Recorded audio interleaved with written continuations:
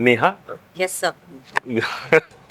ज्या पद्धतीने तू निर्मातीच्या भूमिकेत आहेस आणि त्याबरोबर त्या पलीकडे जाऊन तुझं असणारं अस्तित्व एका वेगळ्या अर्थानं आणि तुझे आत्तापर्यंतचे असणारे सिनेमे जून मध्ये किंवा तू आत्ता असणारे तुझे बोलके डोळे ह्या मागचं काय रहस्य आणि ते निखिल आणि सुरुद अशी टीम असली कीच ते वर्क होतात आणि बाकीच्या ठिकाणी फक्त आपल्या लुक्सवर मारून न्यायचं हे काय गणित तुला जमलं?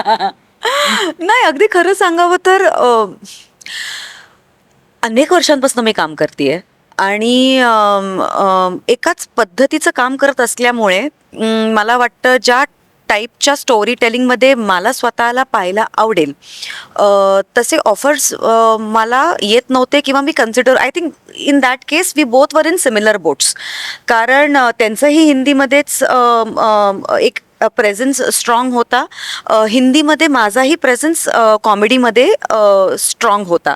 आणि असंच झालं की एकतर मराठीमध्ये खूप कन्सिडर केलं जात नाही, कारण मराठीवाल्यांना वाटतं मी हिंदीमध्ये बिझी आहे, हिंदीवाल्यांना वाटतं मी मराठीमध्ये बिझी आहे. दोन्ही छान मस्त कन्फ्युजनमध्ये राहतात आणि मला काम कुठेच मिळत नाही.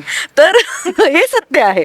आणि त्याच्यानंतर आय थिंक जे खरं कारण आहे also the kind of work I have done in my past. My profile as an actor was very different. आणि मला वाटतं कुठेतरी मी खूप अनसॅटिस्फाईड होते, डिससॅटिस्फाईड होते विथ दॅट. आणि मला वाटलं की I should do something about it. Thankfully माझ्या आजूबाजूला असे सपोर्ट सिस्टम आहे. निखिल माझ्या आयुष्यात आला, माझा नवरा माझ्या आयुष्यात आला, जी विचारसारखी लोक माझ्या आयुष्यात आले.